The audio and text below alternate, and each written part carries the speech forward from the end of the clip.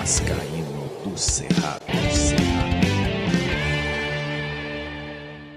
Fala galera vascaína, eu sou o Thiago Fontes, falo direto de Brasília, Distrito Federal, trazendo mais um vídeo para o canal. Vamos atualizar informações nessa noite de sábado sobre tudo que tá rolando no Vasco. Antes vou pedir aquela moral, deixa o joinha, deixa o like, que é importante para o canal ser indicado no YouTube, se inscreve no canal e segue o @Vascaíno Cerrado lá no Instagram. Bom, vou começar com um anúncio, né? O Vasco anunciou a contratação do lateral direito Paulo Henrique, de 26 anos, 1,76 m, o jogador estava no Atlético Mineiro. Ele jogou o Campeonato Brasileiro do ano passado pelo Juventude, que caiu para a segunda divisão, inclusive caiu de forma antecipada, né? Foi o primeiro time a estar já na segunda divisão, matematicamente na segunda divisão. Apesar disso, é um jogador, um dos poucos que se destacaram nessa campanha pífia do Juventude, né? Ele se destaca pelos dribles e pela velocidade. Jogador que chega para ser reserva imediato do lateral direito Pumita Rodrigues, né? Então, ele foi contratado pelo Atlético Mineiro, estava agora no Atlético Mineiro, o Atlético Mineiro emprestou ele ao Vasco. Ah, mas por que ele foi contratado e não jogou no Atlético Mineiro? Porque o Kudê botou no...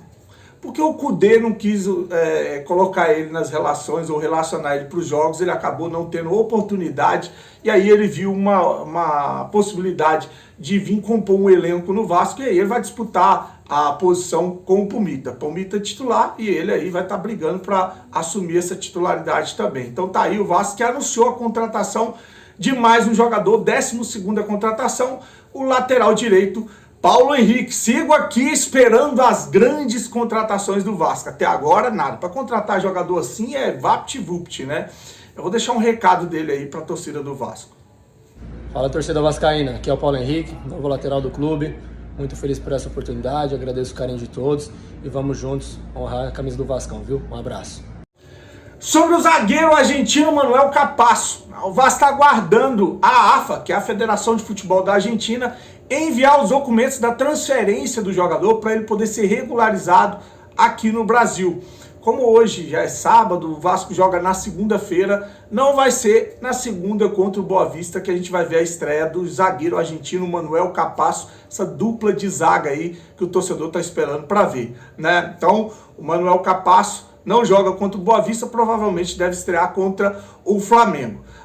Bom, Robson Bambu, Marlon Gomes, Figueiredo estão também fora dessa partida contra o Boa Vista. Eles estão em reta final de recuperação de lesão e devem também estar à disposição do Maurício Barbieri para essa partida contra o Urubu no dia 5 de março, no Maracanã.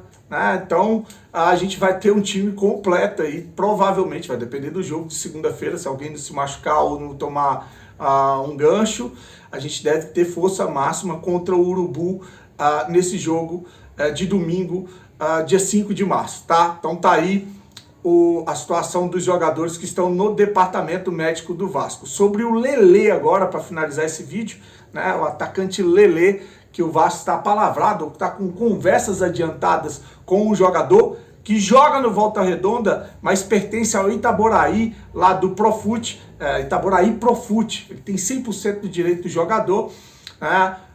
Como eu falei, o Vasco está com conversas adiantadas com um atacante, mas alguns times já procuraram aí o Itaboraí para poder sondar a situação do jogador. Saiu agora no Globo uma matéria hoje dizendo que o Cruzeiro e o Internacional estariam interessados também na contratação ou em ver a situação do jogador. Outros dois times que chegaram a sondar a situação do jogador, mas não fizeram nenhuma proposta, foi o Flamengo e o Fluminense. Então tá aí o cobiçado atacante do Volta Redonda, Lelê, que deve estar encaminhado aí, ou tem conversas adiantadas com o Vasco da Gama, até porque o Abel Braga, que é aí diretor técnico do Vasco, é amigo lá do cara que é do Itaboraí, que já falou que se não for uma proposta de compra, de pagar ali o valor que eles estão pedindo no jogador, ele será emprestado ao Vasco da Gama. Então parece que ele vem jogar aí o Campeonato Brasileiro. Lembrar outro detalhe, Copa do Brasil ele não joga mais por time nenhum, porque ele entrou em campo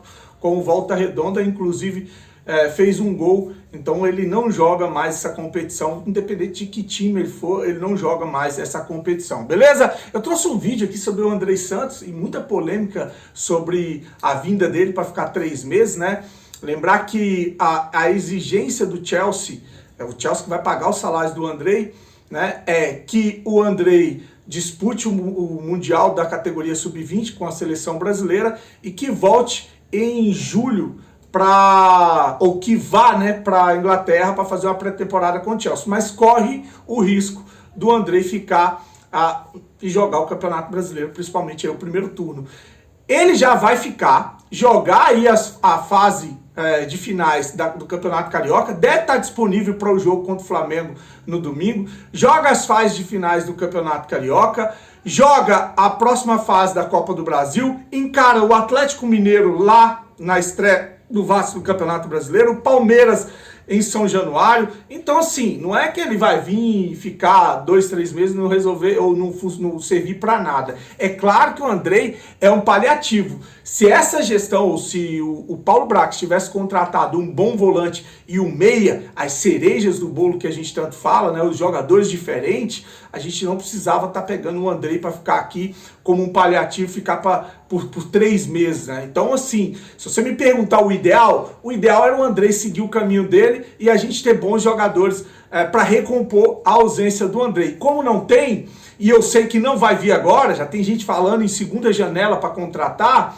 eu acredito que o Andrei vindo para jogar essa reta final de Carioca, o início do Campeonato Brasileiro e a próxima fase da Copa do Brasil, vai fazer diferença, sim, como eu falei, ter 3 volantes de qualidade é melhor do que a gente ter que forçar os moleques que estão num processo de transição, que é o caso lá do Barros e do Rodrigo, em jogos tão decisivos, né? Uma coisa é você ganhar do Trem, do Resende, do Botafogo jogando com 2 jogadores a menos, ou jogando com 2 jogadores a mais. Outra coisa é você ir para uma semifinal, encarar o Urubu, encarar o Fluminense. O Cano fez mais 2 gols hoje, né? Então a gente precisa sim de reforçar, já que não veio as contratações, que seria o cenário ideal, né? A gente vai com o que dão pra gente. Se eu pudesse escolher, eu queria um jogador de qualidade no meio de campo, um meia habilidoso, tantas opções que pintaram no mercado e não trouxeram nenhuma. Como não trouxeram, qual eram as opções que nos deram? Era o Barros e o Rodrigo